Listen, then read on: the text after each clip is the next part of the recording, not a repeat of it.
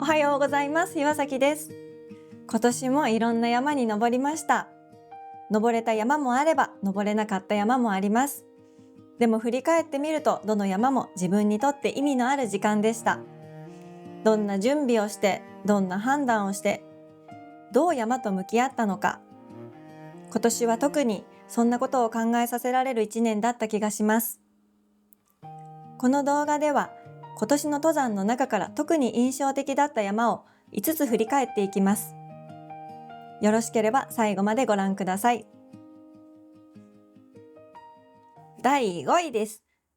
第5位は千葉県にある鋸山です。標高は329メートル。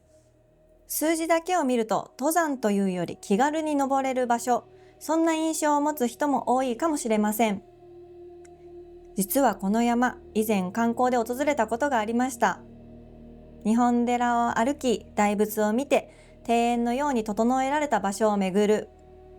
その時は景色の良い観光地という印象が強く残っていました。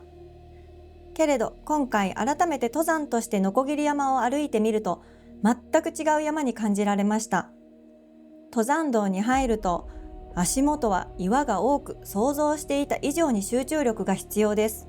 一段一段は低くても気を抜けば足を取られそうになる場所もあり、低山だから簡単とはとても言えない感覚がありました。特に印象に残っているのがラピュタの壁と呼ばれる場所や石切り場跡です。人の手で切り出された岩壁はまるで巨大な建造物のようで、自然の中にありながら圧倒される迫力がありました。岩肌に刻まれた跡を見ていると、ここで長い年月をかけて人が山と向き合っていたことが伝わってきます。自然の山というより、山そのものが一つの巨大な遺構のようにも感じられ、不思議な感覚になりました。日本寺周辺の手入れの行き届いた空間は、大きな庭園の中を歩いているようでもあり、登山と観光の境界が曖昧になります。賑やかな場所を少し離れると急に静けさが戻ってくる。その切り替わりもこの山ならではの特徴だと思いました。標高は低くても見上げる岩壁や切り立った場所に立つと、思っていた以上に高度感があります。足元に気を配りながら立つ時間は観光では味わえない山にいるという実感を強く感じさせてくれました。鋸山は絶景だけを求めて登る山ではありません。けれど、人と自然が重なり合ってきた歴史の深さや、低山でも油断はできないということを静かに教えてくれる山でした。今回の登山を振り返った時、この鋸山は、知っているつもりだった山が、実は全く違う顔を持っていた。そんな気づきを与えてくれた存在です。そういう理由で鋸山を5位に選びました。第4位。第4位は埼玉の秩父にある武甲山です。標高は1304メートル。秩父の町からもよく見える、とても特徴的な山です。武甲山と聞くと、削られた山肌の姿を思い浮かべる人も多いかもしれません。けれど実際に登ってみると、それだけでは語れない山だと感じました。登山道を歩いていると、どこか独特の緊張感があります。道が危険なわけでも、景色が厳しいわけでもない。それでも空気が少し張り詰めているような、背筋が自然と伸びるような感覚がありました。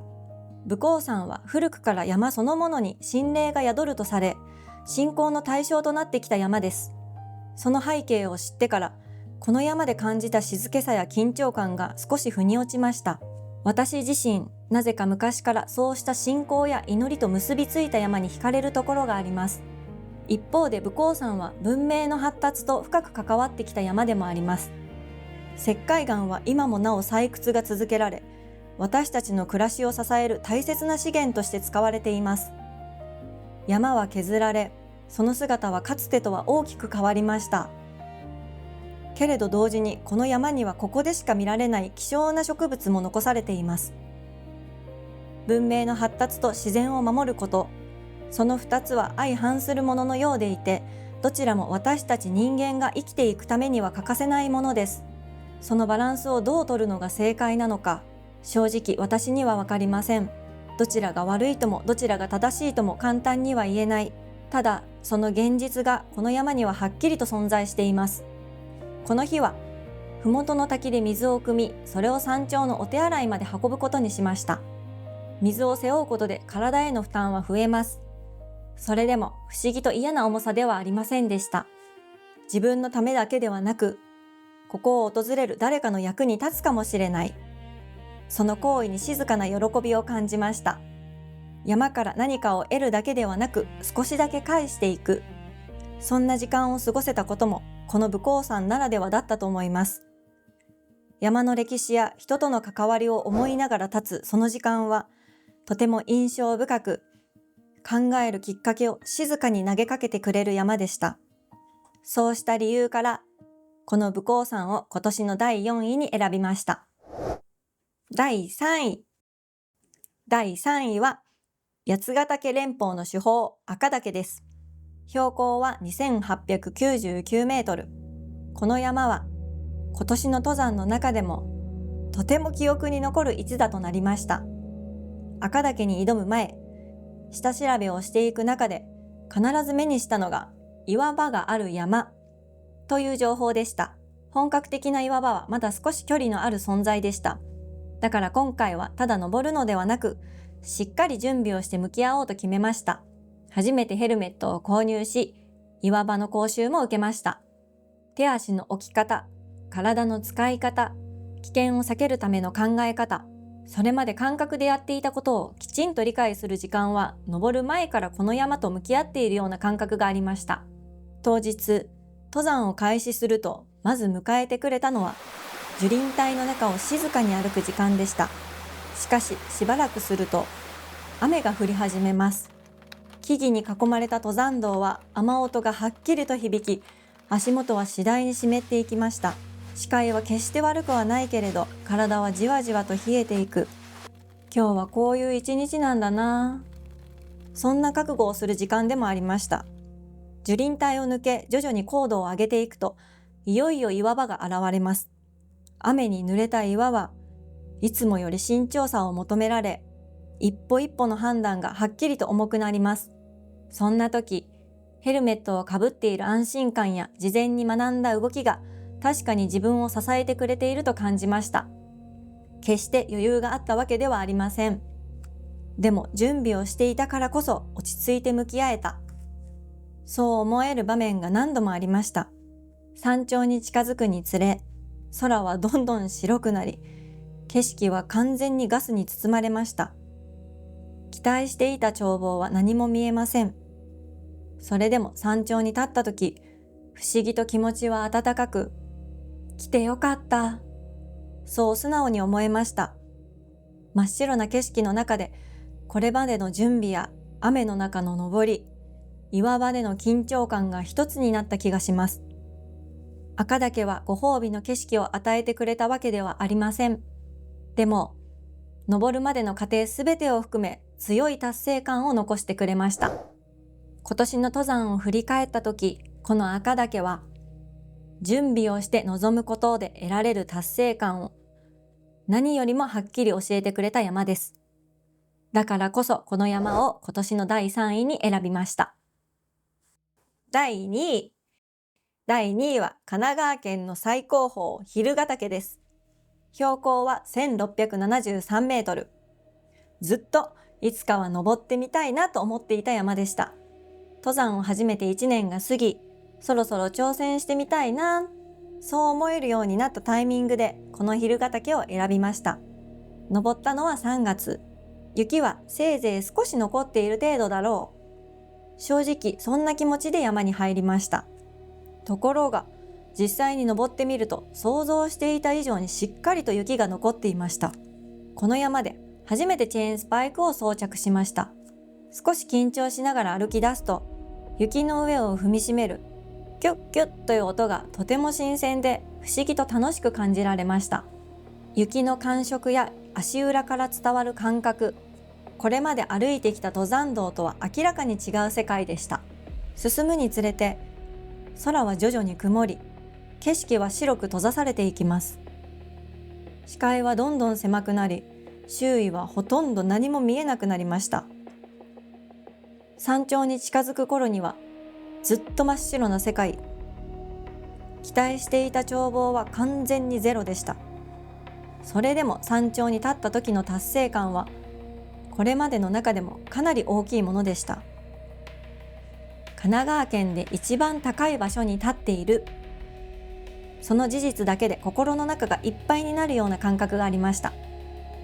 今振り返るともう少し時期を考えて登ってもよかったかもしれません。でもあの時登ったからこそ雪の山を体験できたとも思えます。雪はとても不思議な存在でした。晴れている時はキラキラと輝いて気持ちも自然と明るくなる。でも曇って真っ白になると同じ雪なのに一気に暗く少し怖く感じられます。一つの自然がこんなにも表情を変えるのかと強く印象に残りました。歩き続けた時間と初めての経験が確かな手応えとして残りました。今年の登山を振り返った時、この蛭ヶ岳は一歩先の世界に踏み出した感覚を初めて味わわせてくれた山です。そういう意味でこの山を今年の第2位に選びました。第1位。第1位は富士山です。山梨県と静岡県にまたがる日本で一番高い山。標高は3776メートル。昨年は無事に登ることができました。だからこそ今年もどこかで大丈夫だろうという気持ちがあったのかもしれません。けれど今年の富士山は去年とは全く違う顔を見せてきました。台風の影響による風と雨、そして何よりとにかく寒かったことが強く印象に残っています。同じ山でも条件が違えば全く別の山になる。頭では分かっていたはずのことを体で思い知らされました。去年登れたから今年も大丈夫。その考えがいかに危ういものか、富士山は静かに、でもはっきりと教えてくれたような気がします。特に印象に残っているのは台風の中での下山です。雨に打たれ、風に煽られ、体はどんどん冷えていく。正直考えたくない、現実から目をそらしたい、そんな気持ちが何度も頭をよぎりました。現実逃避したくなりました。それでも足を止めず一歩ずつ降りていくしかありません。山では気持ちがどうあれ状況は待ってくれない。進むしかない時間が確かにそこにはありました。今振り返ると登れなかったことよりも無事に下山できたことの方がずっと大きな意味を持っていると感じています。富士山は成功体験を重ねるほど過信しやすくなる山なのかもしれません。だからこそ何度登っても毎回一から向き合わなければならない。今年の富士山は登頂という結果は与えてくれませんでした。でも山を甘く見てはいけないこと、そして無事に帰ることの大切さをこれ以上ないほど強く残してくれました。登れた年も登れなかった年も含めて富士山はやはり特別な山です。そういう理由で今年の第1位はこの富士山にしました。今回は今年特に印象に残った山を振り返ってみました。こうして並べてみると山ごとに全く違う時間を過ごしてきたことを感じます。思い通りにいかない場面もありましたが、その分学ぶことの多い1年でした。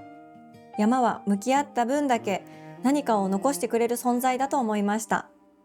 今年も1年動画を見てくださり本当にありがとうございました。来年も安全第一で自分のペースで山と向き合っていけたらと思います。どうぞ良いお年をお迎えください。それではまた次の山でお会いしましょう。またねー。